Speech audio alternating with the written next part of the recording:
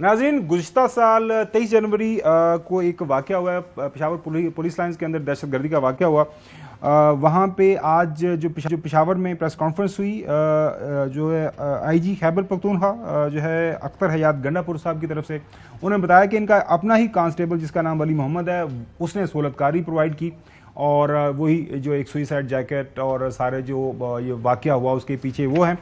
86 अहलकार शहीद हुए। ये बहुत बड़ी कामयाबी है। हमारे साथ अदनान तारिक मौजूद हैं पेशावर से, वो हमें बताएंगे कि किस तरह ये बंदा पकड़ा गया, किसने ये कार्रवाई की, किसकी जो है टिप के ऊपर ये सारी की सारी गिरफ्तारी हुई है। अदनान, बहुत शुक्रिया, बताइएगा तफसीलात जरा। जी बिल्कुल, खैबर पख्तूनख्वा पुलिस ने एक अहम प्रेस कॉन्फ्रेंस आज की है और जिसमें उन्होंने बताया है कि 30 जनवरी को खैबर पख्तूनख्वा पुलिस लाइन पेशावर में जो है एक अफसोसनाक वाक़या हुआ था दहशतगर्दी का। उसके अहम सहूलतकार जो है उनको गुज़िश्ता रोज पेशावर के इलाके जमील चौक से जो है वो गिरफ्तार किया गया है। पुलिस, सीटीडी और कानून नाफिज करने वाले इदारों ने मुश्तरका कार्रवाई की और इसमें सबसे अहम बात है कि इस सारे वाक़े में जो है वो सहूलतकारी जो है वो खैबर पख्तूनख्वा पुलिस का अपना पेटी बंद जो है वो शामिल था, जिसका नाम था कांस्टेबल मोहम्मद वली, जो खैबर पख्तूनख्वा पुलिस में बतौर कांस्टेबल 2019 में भर्ती हुआ और 2021 में एक हफ्ते की छुट्टी लेने के बाद जो है डिपार्टमेंट से वो अफगानिस्तान गया था, कुन्हार गया था। उसके बाद वहां पे उसने जमातुल एहरार के कमांडर से मुलाकात की, वहां पर उसको टारगेट मिला और वो फिर वापस पेशावर आ गया था। उसने अपनी ड्यूटी ज्वाइन की और उसने पुलिस लाइन में ड्यूटी करते हुए। अच्छा अदनान, ये तो वाकया हमने सुन लिया, आज हम तफसीलात भी सुन रहे थे। बताया ये जा रहा है कि सारा इसने वहां पे मैपिंग की, नक्शा शेयर किया, लोकेशन शेयर की, तो ये सारा काम करता रहा। उस दौरान इसके ऊपर किसी की नजर नहीं पड़ी, किस तरह इसने ये सारी कार्रवाई, ये बहुत बड़ा वाकया था। 86 लोगों की शहादत हुई, तो आईजी साहब ने बताया नहीं कि ये कैसे कामयाब हो गया ये इतनी बड़ी कार्रवाई करने में।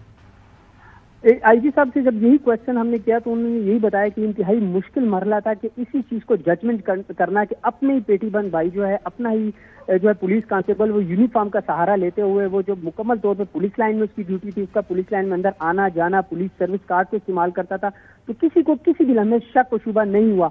यहाँ पे मैं आपको बताता चलूं कि खैबर पख्तूनख्वा के पुलिस लाइन पेशावर में जो हमलावर आया था उसने भी पुलिस यूनिफॉर्म इस्तेमाल किया था, इसने भी, ये भी पुलिस का अपना ही कांस्टेबल था। तो इस वजह से मुश्किलात जो काफी ज्यादा थी। तो जब ये वापस आया अफगानिस्तान से तो और गुज़िश्ता दिनों कानून नाफिज करने वाले इदारों ने जब जमील चौक पे कार्रवाई की तो वहां पर भी इससे 2 खुदकुश जैकेट बरामद हुए, जिसमें सीटीडी ने एक अहम रोल अदा किया। आज इसने अपने इतराफी जुर्म जो है वो भी इसने अपना इतराफी बयान भी रिकॉर्ड करवाया और उसने इतराफ किया है कि वो न सिर्फ। बहुत शुक्रिया अदनान तारिक ये सारी तफसीलात शेयर करने के। नाजरीन, जब इनसाइड जॉब जिसको कहते हैं ना अंग्रेजी के अंदर, सहूलतकारी जो अंदर से होती है, फिर उसको पकड़ना बड़ा मुश्किल होता है और एवेंचुअली ये एक बहुत बड़ी कामयाबी है केपी पुलिस की। अगली स्टोरी की तरफ बढ़ते हैं। मुआशी चैलेंजेस इस वक्त जो है पाकिस्तान को काफ़ी ज़्यादा दरपेश हैं। IMF ने हमें पैसे दे दिए हैं, एक पैकेज तो अप्रूव हुआ, लेकिन हर एक किस्त से पहले जो है हमें चेक किया जाता है, हमसे पूछा जाता है कि तुसी पुराने जेडे पैसे ले उन्होंने की कीता है और कहाँ आपने लगाए और कोई आप कहाँ से टैक्स इकट्ठा करके हमें पैसे वापस करेंगे। शुएब निज़ामी हमारे साथ मौजूद है। बताइएगा आप क्या मांग रहे हैं IMF वाले हमारे से। जो हमारी आज पहली मीटिंग हुई है उसमें हम जो जुलाई से सितंबर तक की इकॉनमी की रिपोर्ट है वो लेकर पेश हुए थे, लेकिन ख़ासी टफ कंडीशंस जो हैं वो IMF की जानिब से फेस करनी पड़ गई, क्योंकि जो ताज़ी दोस्त स्कीम थी उसके रिजल्ट नहीं आए।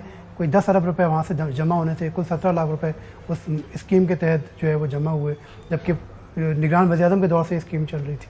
इसी तरह जो PIE की निजकारी हुई वो जो है साहब क्या पूछा आपने? 17 लाख जमा हुए हैं 10 अरब के अगेंस्ट। जी, सिर्फ 17 लाख रुपए जमा हुए हैं और 10 अरब रुपए जमा होने थे। तो मेजर जो है ना वो जो शॉर्टफॉल हो रहा है उसकी वजूहात पर बातचीत हो रही है, इसीलिए जो है खदशा इस बात का है, जो IMF का दबाव है। तकरीबन समझ नहीं आई कि टारगेट कितना था। जो ताजी दोस्त स्कीम थी उसमें इस फिस्कल ईयर की जो पहली समाई उसमें 10 अरब रुपए जमा होने का टारगेट था, लेकिन जो जमा हुए सिर्फ 17 लाख रुपए। ये तो बहुत बड़ी खबर नहीं है। 10 अरब का टारगेट, 10 मिलियन के बजाय 1.7 मिलियन रुपीस जमा हुए। तो ये यानी कि IMF जो इनिंग ही उसने जो शुरू की है बड़ी और इतना ज्यादा पैसा कैसे जमा हो गया।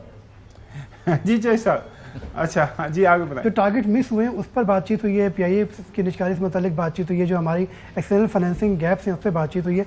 इसीलिए खदशा इस बात का है कि अब हमें जो अपना शॉर्टफॉल पूरा करने के लिए एक मिनी बजट जो है उसकी तैयारी करनी पड़ेगी और IMF का दबाव भी है, जिसमें पेट्रोल के ऊपर GST, इसी तरह जो है पेट्रोल के ऊपर एक लेवी है वो जो अपने पाकिस्तान में सोलर पैनल लगे हुए हैं, ग्रीन मीटर लगे हुए हैं, उनके ऊपर जो है वो डोमेस्टिक के ऊपर छोटा टैक्स होगा। मुझे अब ये बताइएगा कि ताजरों से पैसे लेने थे 10 अरब, 17 लाख उन्होंने दिए, तो उसके ऊपर गवर्नमेंट के पास आर्गूमेंट क्या है, क्या वजह है कि पैसे इकट्ठे नहीं हुए? असेसमेंट पहले आपने 10 अरब की कर ली और मिले आपको सिर्फ 17 लाख।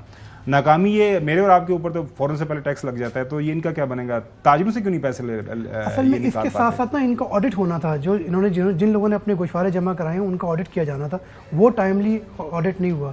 फिर इनके पास ऑडिट की टीम नहीं है, इन्होंने 4000 लोग भर्ती करने थे जो कि इस ऑडिट में उन्होंने हेल्प करनी थी FBI की, अब तक वो भी मराहल मुकम्मल नहीं हुई। जब तक ऑडिट ही नहीं होगा, लोग तो 1200 रुपये साल का टैक्स देके तो ताजर सुकून में आ जाएंगे, तो वो ऑडिट नहीं होगा, जिसकी वजह से टैक्स जो है वो कलेक्शन जो है वो भी कम हो रही है और यही मुश्किलात का सामना करना पड़ रहा है। अब इनकी जो है ज़राई आमदन के ऊपर भी जो है